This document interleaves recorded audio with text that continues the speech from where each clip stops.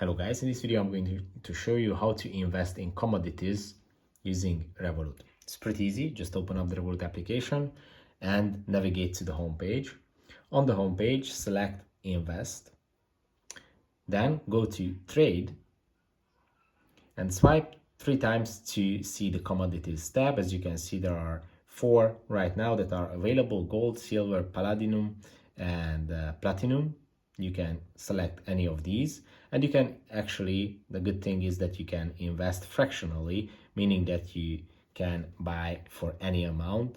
You can buy just for $1 or anything, and just type in the amount and tap on review to review your order, to see the exchanges, the fees. As you can see, there is a 6 lei fee for me, but this can vary based on your location, and tap on submit if you decide to go through with the investment. If this video was helpful for you, consider subscribing.